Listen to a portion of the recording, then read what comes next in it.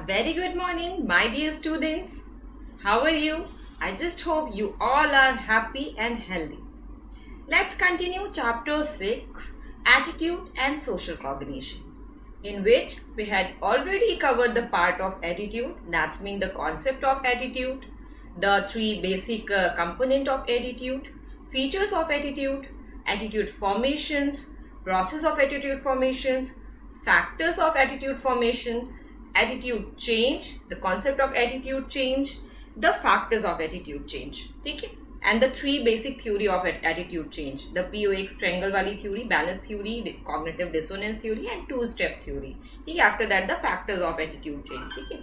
And in just previous video, we had started the topic prejudice and stereotype, prejudice and discrimination, prejudice, stereotype and discrimination, you can say that. So definitely उसमें हमने concept understand कर लिया, the concept of prejudice and what are the aims of handling prejudice. ठीक है. Now today we are continuing the topic prejudice, like what are the strategies through which we control or which we handle the prejudice. So basically the topic is strategies for handling prejudice.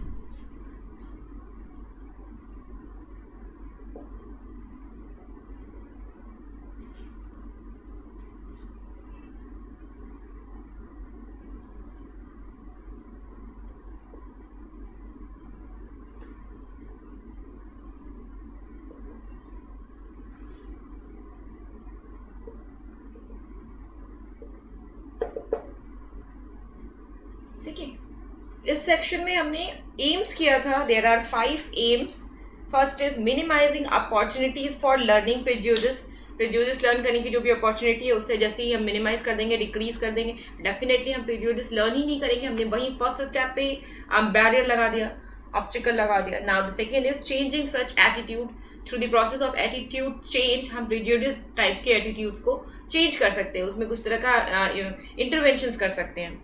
Now the next is de-emphasizing a narrow social identity based on the in-group. जो in-group की narrow social identity है उसे हम de-emphasize कर सकते हैं और emphasize कर सकते हैं हम जो हमारी broader identity है, social identity. Next and last point is discouraging the tendency towards self-fulfilling prophecy and among the victims of prejudice. तो definitely जो ऐसे group of people है जो अपने behavior के through उससे related prejudice को justify कर देते हैं, उनके in behavior में हम changes लाके definitely prejudice को learn करने से रोक सकते हैं. Now these goals can be accomplished through, मतलब कौन से steps हम use कर सकते हैं जिसके through हम इन goals को, इन aims को achieve कर सकते हैं. So, first point, education and information.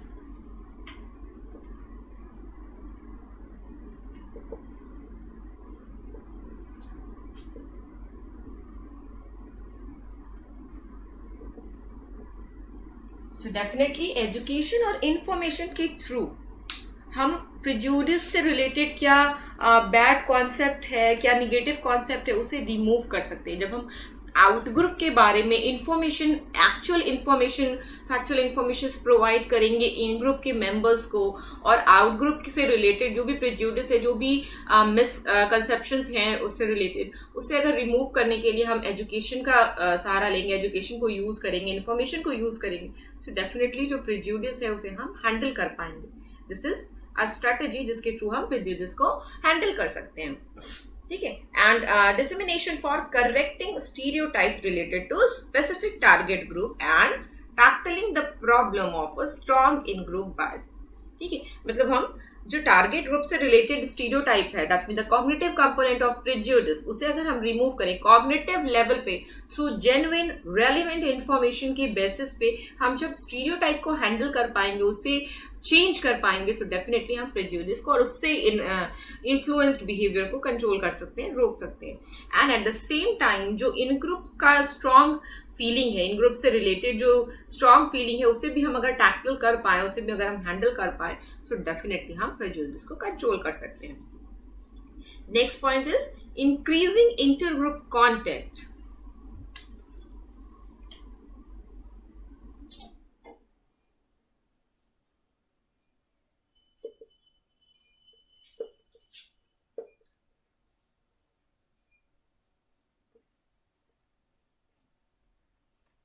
ठीक है. Increasing intergroup contact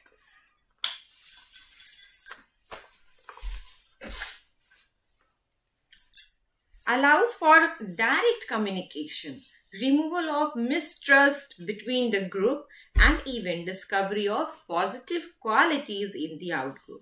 However, these strategies are successful only.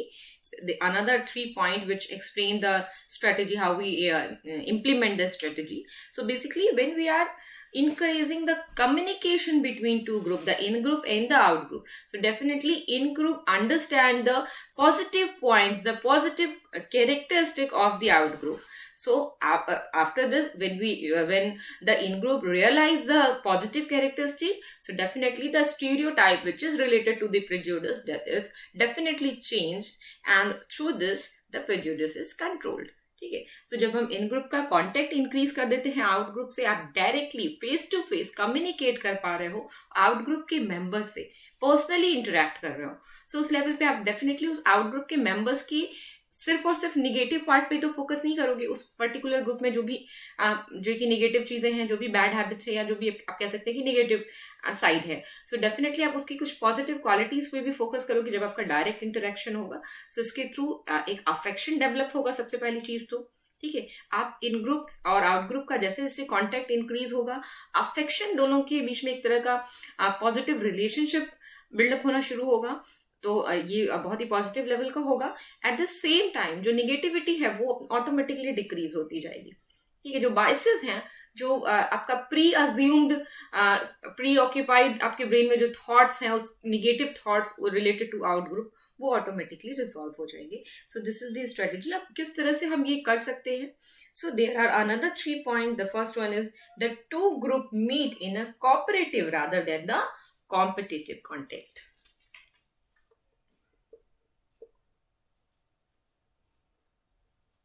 The two groups interact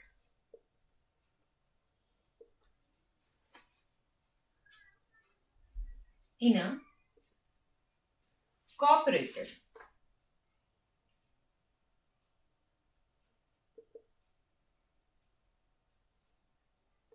rather than a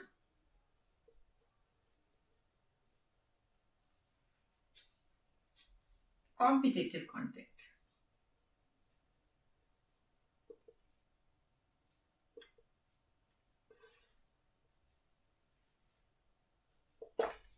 So, जब दो ग्रुप का इंटरैक्शन हो रहा है तो वहां पे हम कंपटीशन को फोकस ना करके एक दूसरे के जो इन ग्रुप और आउट ग्रुप है उसमें एक तरह से राइवल्स वाली फीलिंग्स ना जनरेट करके, एक दूसरे को कॉम्पिटिटिव फीलिंग ना जनरेट करके कोऑपरेटिव फीलिंग जनरेट करें. कोई ऐसा टास्क, कोई ऐसा वर्क उन्हें असाइन करें जिसपे वो लोग कोलैबोरेटिव वे में एक दूसरे से मिल के वो वर्क करें, वो टास्क परफॉर्म करें. सो डेफिनेटली ऐसा करने से जब वो एक दूसरे की हेल्प लेंगे, एक दूसरे के साथ अटैच होकर एक दूसरे के साथ कोऑपरेट करके कोई वर्क, कोई टास्क कंप्लीट करेंगे, सो उन दोनों ग्रुप्स का इंटरैक्शंस और जो कि स्ट्रांग हो जाएगा. उन दोनों में कम्युनिकेशन स्ट्रांग होगा, अफेक्शन डेवलप होगा, जिसके थ्रू उनके जो बायसेस हैं वो ऑटोमेटिकली रिमूव होंगे और वो एक दूसरे को पॉजिटिव वे में देखने लगेंगे. ठीक है. So this is the one point जहां पे हम दो ग्रुप का इंटरैक्शन कॉम्पिटिटिव वे में ना करके बल्कि कोऑपरेटिव वे में करें. सो ये पहली पॉइंट है जिसके बेसिस पे हम कम्युनिकेशन इन ग्रुप और आउट ग्रुप में इंक्रीज कर सकते हैं. सेकेंड क्या पॉइंट हो सकता है? Close interactions between the groups helps them to know each other better.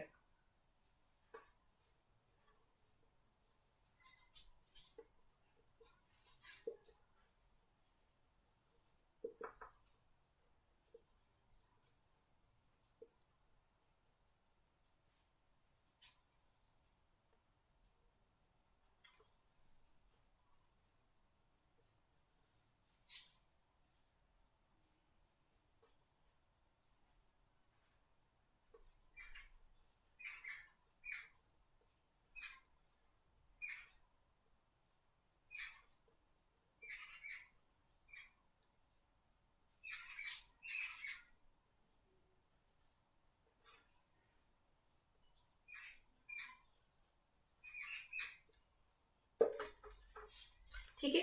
जैसे ही हम इन ग्रुप और आउट ग्रुप में क्लोज इंटरेक्शन कराएंगे, directly face to face interact करेंगे वो लोग, सो डेफिनेटली वो एक दूसरे को बेटर अंडरस्टैंड करेंगे, बेटर जो कि एक दूसरे के बारे में इंफॉर्मेशंस, डायरेक्टली इंफॉर्मेशंस और रिलायबल वैलिड इंफॉर्मेशंस शेयर करेंगे एक दूसरे से, जिसके बेसिस पे उनके जो कॉग्निटिव कंपोनेंट है, दैट्स मीन जो स्टीरियोटाइप है, जो प्रेजुडिस है, उसे हम हैंडल कर पाएंगे और वो ऑटोमेटिकली रिमूव होंगे.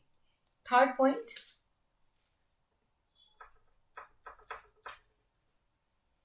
the two groups are not different in power or status.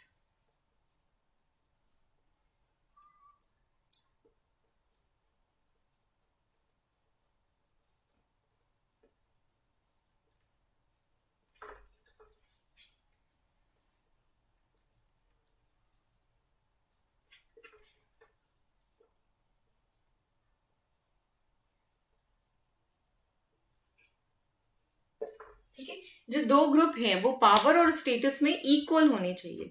ठीक है, नहीं तो इंफीरियोरिटी और जो है कि मतलब इंफीरियोरिटी वाली फीलिंग आ जाएगी किसी एक ग्रुप में, और जिसके बेसिस पे उनका जो रिलेशनशिप है वो ऑनेस्ट और इक्वल लेवल का नहीं बनेगा. ठीक है, सो डेफिनेटली यहाँ पे हमको ये ध्यान रखने की जरूरत है जब भी हम इंटरेक्शन करा रहे हैं इन ग्रुप और आउट ग्रुप का, सो वहां पे जो दोनों ग्रुप हैं वो इक्वल होने चाहिए.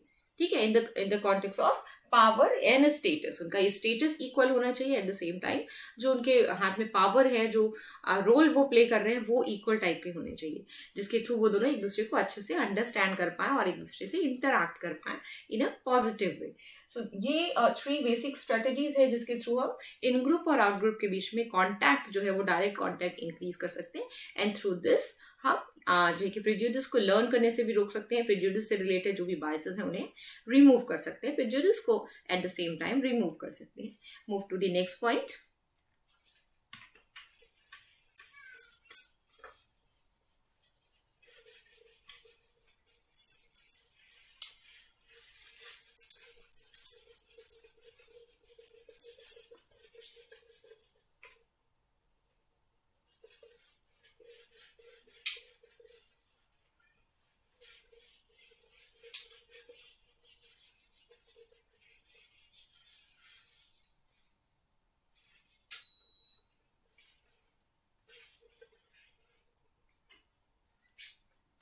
So the next point is highlighting individual's identity rather than group identity.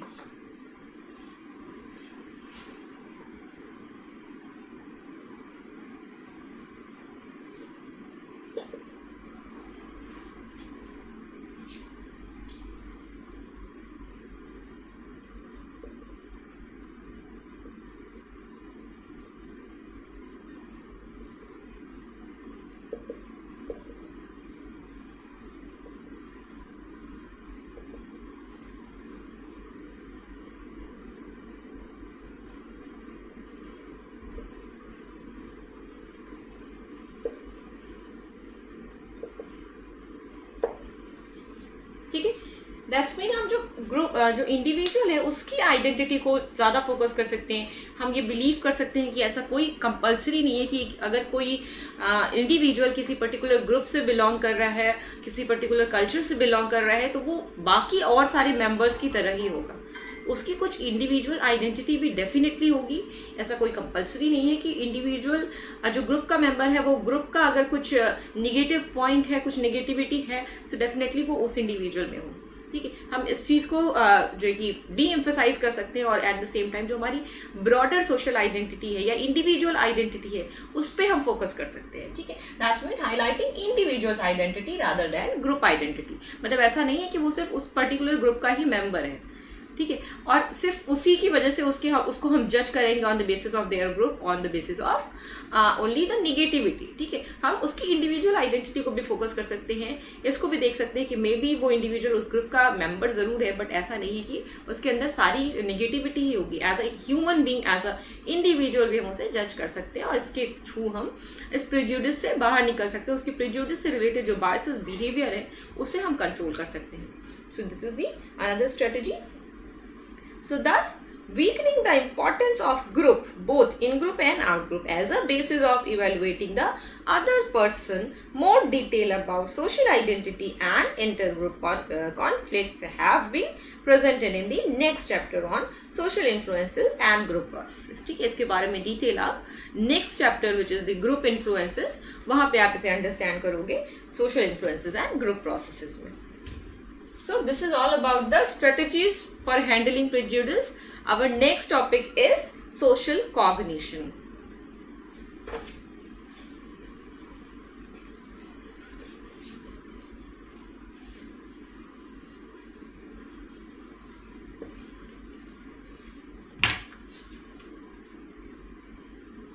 Social cognition.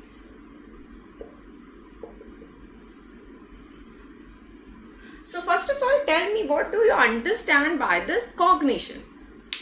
Cognition क्या होता है? डेफिनेटली हम 2 साल से साइकोलॉजी पढ़ रहे, this is the second year, so आपको कुछ तो आइडिया होगा कि कॉग्निशन क्या है. First chapter 11th first chapter से हम कॉग्निशन के बारे में पढ़ रहे हैं. ये टर्म बहुत फैमिलियर है साइकोलॉजी स्टूडेंट्स के लिए. सो डेफिनेटली कॉग्निशन क्या होता है? ऑल द मेंटल प्रोसेसेस, वो ऑल दी मेंटल प्रोसेसेस जिसके थ्रू हम अपने इन्वॉल्वमेंट के बारे में इंफॉर्मेशन गेन करते हैं, उस इंफॉर्मेशन को प्रोसेस करते हैं और कुछ कंक्लूजन ड्रॉ करते हैं.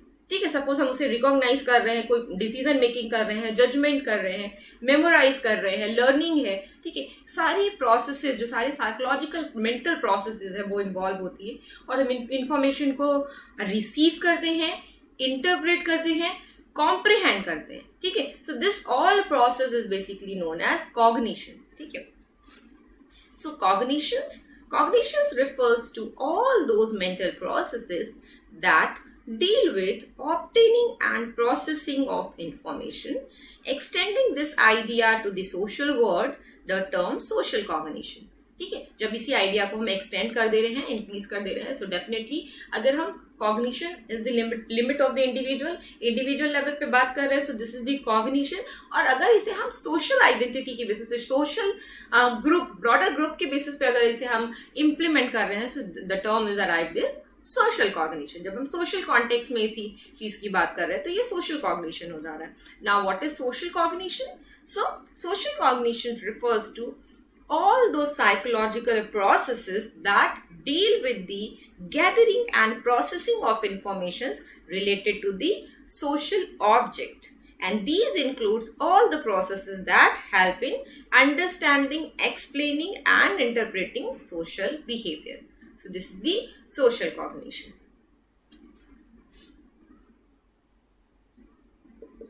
Social cognition refers to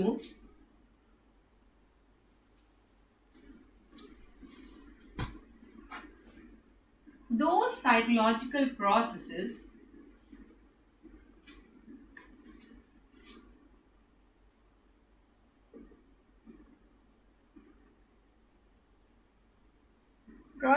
that deal with the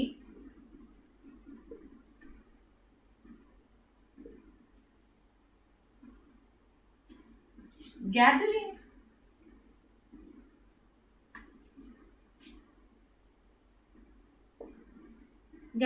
and processing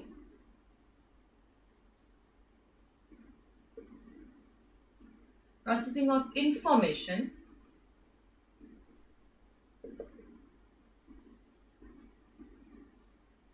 related to social object.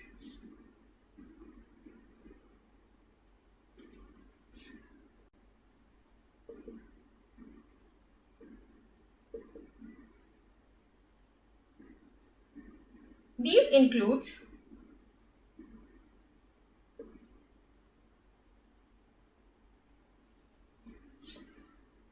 all the processes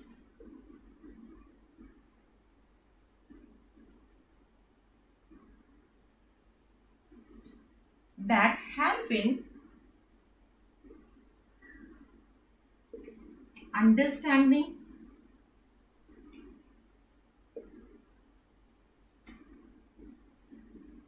explaining,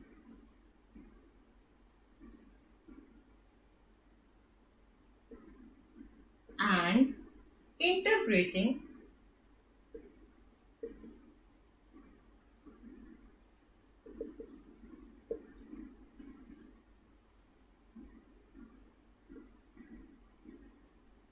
social behavior.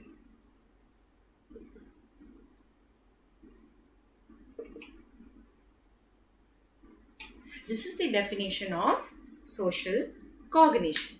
Okay? Social cognition refers to those psychological processes that deal with the gathering and processing of information related to social objects. So these includes all the processes that help in understanding, explaining and interpreting social behaviour. ठीक है, वो all the process जो किसी social behaviour को understand करने में, interpret करने में और एक्सप्लेन करने में हेल्प करती हैं, वो all the process included in A social cognition. So this is the concept of social cognition. The processing of information related to social object, particularly individuals, groups, peoples, relationship, social issues and the like. So different from the processing of information related to physical objects, people as social objects may themselves change as the cognitive processes take place. For instance, a teacher who observes a student in school may draw conclusion about her or him that are quite different from the conclusion drawn by the students mother. ठीक है, that's mean हमारा जो social behaviour होता है ये हर situation में similar नहीं होता. जरूरी नहीं है कि किसी स्टूडेंट्स के बारे में जो ऑब्जर्वेशन टीचर का हो और उस ऑब्जर्वेशन के बेसिस पे जो कंक्लूजन टीचर का हो about the personality of the individual, same conclusion जो स्टूडेंट्स की मदर है या स्टूडेंट्स का कोई रिलेटिव है तो उसके थ्रू भी सेम कंक्लूजन आए through the observation. This is definitely not sure. हो सकता है कि वही same individual different social context में डिफरेंट वे से बिहेव करे. सो डेफिनेटली आप जब अपने पेरेंट्स के साथ होते हो तो आपका बिहेवियर डिफरेंट होता है. आप जब अपने टीचर्स के साथ हो तो आपका बिहेवियर डिफरेंट वे में है. और वहीं अगर आप अपने फ्रेंड्स ग्रुप के साथ हो, अपने पीयर ग्रुप के साथ हो तो आपका बिहेवियर डिफरेंट टाइप है. So these are the social context जहाँ पे आपका जो सोशल बिहेवियर है वो इन्फ्लुएंस हो रहा है आपके कॉन्टेक्स्ट से, आपके जो मेंबर्स हैं, जो अदर पर्सन्स हैं उनके बिहेवियर से. सो डेफिनेटली ये जो चेंजेस है ये हमारे स्टडी का टॉपिक है इन दी सोशल कॉग्निशन. सोशल कॉग्निशन में ये हमारा मेन टॉपिक है कि why people behave in a different way. ठीक है, क्यों वो डिफरेंट वे में बिहेव करता है इन डिफरेंट कॉन्टेक्स्ट. क्या चीजें हैं जो उसे इन्फ्लुएंस करती है, कौन से वो फैक्टर्स हैं जो उसके बिहेवियर में इस तरह की चेंजेस को एक्सप्लेन करते हैं. सो दिस इज द कंटेंट जो हमें सोशल कॉग्निशन के बेसिस पे अंडरस्टैंड करना है. यही वो टॉपिक है जो हमें साइकोलॉजिस्ट का इंटरेस्ट का टॉपिक और इसी चीज को हम स्टडी करते हैं in the context of social cognition. So, who observe her or him at home? So, the students may show a different in her or his behavior depending on who is watching her or him, the teachers or the mother. So, social cognition is guided by mental units called schemas. ठीक है, social cognitions की एक mental unit है. जैसे मैंने जब आपको nervous system बताया था तो आपको बताया था कि neuron is the basic unit जिसके थ्रू हमारा पूरा न्यूरल सिस्टम बना हुआ है. ऐसे ही जो अगर आप सोशल कॉग्निशन या सिंपली कॉग्निशन की भी बात करें तो schemas are the smallest unit. ये वो स्मॉलेस्ट यूनिट है जिसके बेसिस पे हमारा पूरा सोशल कॉग्निशंस बनता है, डेवलप होता है. So next topic is schemas. Now the question is भाई ये स्कीमा होता क्या है क्या ये schemas. So there is a question of schemas.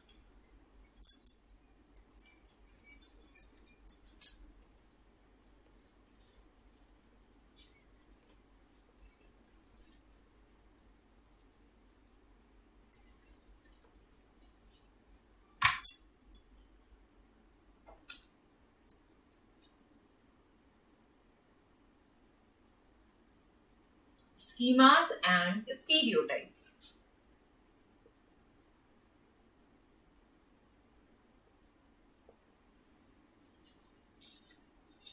So a schemas is defined as a mental structure that provide a framework, set of rules or guideline for processing information about any object.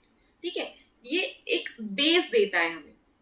जिस तरह से attitude जो है वो किसी person या किसी other objects के लिए बिहेवियर करने के लिए हमें एक बेस लाइन देता था कि हाँ मतलब क्या हम उसके बारे में सोचेंगे, किस तरह से हम इंटरैक्ट करेंगे। सो जो बेसिक इंफॉर्मेशन होती थी वो एटीट्यूड है। As it is social cognition की जब हम बात करें तो स्कीमास जो है वो फर्स्ट यूनिट है, फर्स्ट मेंटल प्रोसेस है, या कह सकते हैं कि मेंटल यूनिट है, मेंटल स्ट्रक्चर है, जिसके बेसिस पे हमें एक फ्रेमवर्क मिलता है, एक बेस लाइन मिलती है, कुछ रूट्स मिलते हैं जिसके थ्रू हम बिहेवियर करते हैं। ठीक है, so this is the set of rules और guideline for processing information about any object. तो किसी ऑब्जेक्ट के लिए हम किस तरह से बिहेव करेंगे, किस तरह से हम इंफॉर्मेशन को प्रोसेस करेंगे, ये एक स्कीमास जो है ये इसको डिसाइड करते हैं। क्योंकि स्कीमास क्या होते हैं, ये बेसिकली एक मेंटल स्ट्रक्चर होता है, एक स्मॉलेस्ट मेंटल स्ट्रक्चर होता है जिसकी बेसिस पे हमें एक फ्रेमवर्क प्रोवाइड होता है, सेट ऑफ रूल्स और गाइडलाइन। ठीक है, so this is the definition of schemas.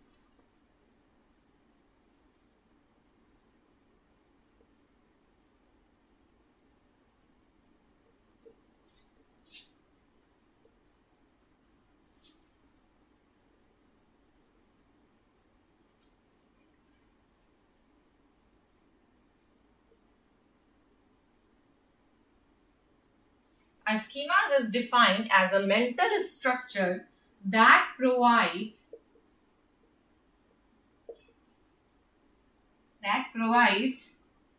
a framework,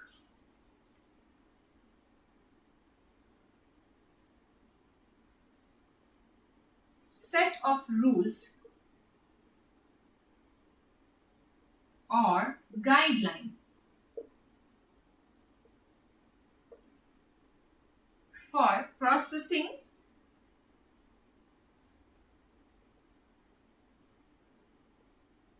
information about any object। ठीक है, सो जो स्कीमास होते हैं वो हम डिफाइन किए जा सकते हैं एज अ मेंटल स्ट्रक्चर जो हमें एक गाइडलाइन, एक फ्रेमवर्क, एक सेट ऑफ रूल प्रोवाइड करते हैं।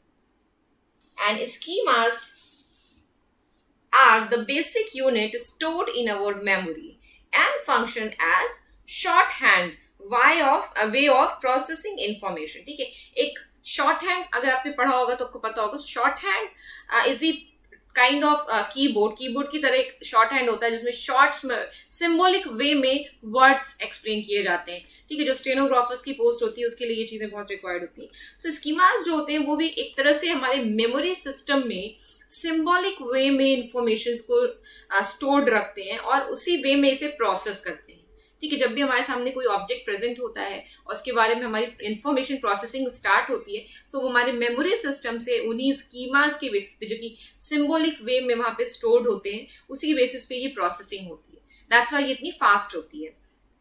सो schemas are the basic unit stored in our memory and function as shorthand way of processing information, thus reducing the time and mental effort required in cognition। ठीक है, इसी के through हमारा जो time होता है और मेंटल एफर्ट होता है वो हमारा डिक्रीज हो जाता है, क्योंकि बहुत ही शॉर्ट टाइम पीरियड में और बहुत ही लेस एफर्ट्स के साथ हम अपने कॉग्निशन को कंप्लीट कर पाते हैं, हमारा सोशल कॉग्निशन वर्क करता है। क्योंकि ये जो स्कीमास होते हैं ये सिंबॉलिक वे में और एक शॉर्ट हैंड की तरह हमारे मेमोरी सिस्टम में स्टोर रहते हैं और हमारी जो इन्फॉर्मेशन प्रोसेसिंग होती है फॉर द सोशल कॉग्निशन इसे फैसिलिटेट करते हैं। ठीक है, So in the case of social cognition, the basic unit are social schemas। ठीक है, जैसे हमने cognition पढ़ा, then the social cognition, as same the concept of schemas, after that the social schemas। So social schemas, the some attitude may also function like social schemas। We use many different schemas and come to know about them through analysis and examples। ठीक है, so that's mean social cognition और social schemas क्या है। अगर हम social cognition की बात करें तो social cognition की first unit, basic unit क्या होगी हमारी, social schemas। बहुत सारे ऐसे स्टीरियोटाइप्स हैं, बहुत सारे ऐसे जो कि बिहेवियर हैं लाइक प्रेजुडिस जो हमें हमारे सोशल स्कीमास की तरह रोल प्ले करते हैं, वो हमें एक फ्रेमवर्क, एक बेसिक इंफॉर्मेशन देते हैं कि किसी से हमें किसी एटीट्यूड ऑब्जेक्ट्स के लिए किस तरह से हमारा सोशल बिहेवियर होना चाहिए। सो हमारे सोशल कॉग्निशन के लिए ये एक स्मॉलेस्ट यूनिट की तरह रोल प्ले करते हैं। Most of the schemas are in the form of categories और क्लासेस। ठीक है, जितने भी सोशल अगर स्कीमास की हम बात करें, सो जो मोस्ट ऑफ द स्कीमास होते हैं वो कैटेगरीज या क्लासेस में होते हैं।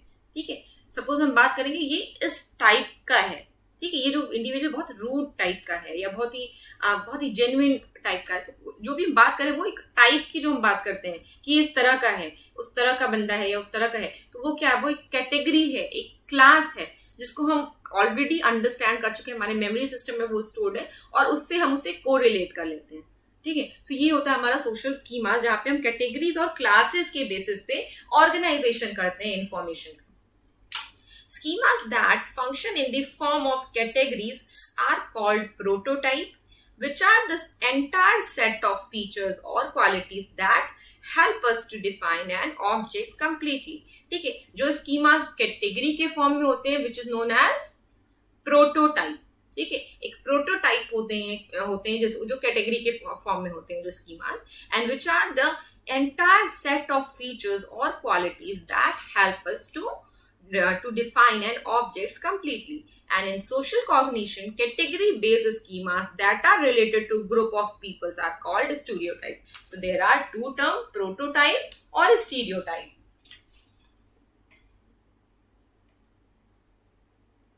Social schemas basically, so social schemas that mean the prototype and stereotype। सो जो कैटेगरी के फॉर्म में है वो हमारा प्रोटोटाइप है, और जो टाइप्स या ग्रुप्स के फॉर्म में है, ठीक है, which are related to categories. ठीक है, category based schemas that are related to group of peoples are called stereotype.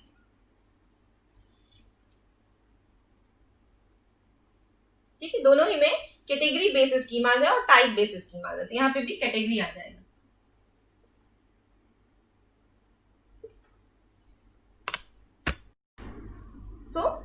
Social schemas की जब हम बात कर रहे हैं तो जो प्रोटोटाइप है वो कैटेगरी बेस्ड स्कीमास है which is also consider as a stereotype. ठीक है, तो इसी प्रोटोटाइप को जो कैटेगरी टाइप का स्कीमास है उसे हम स्टीरियोटाइप के बेसिस पे अंडरस्टैंड करते हैं, उसे हम स्टीरियोटाइप कहते हैं। And in next video we can continue the concept of stereotype कि what is the stereotype. This is all about today students, thank you so much.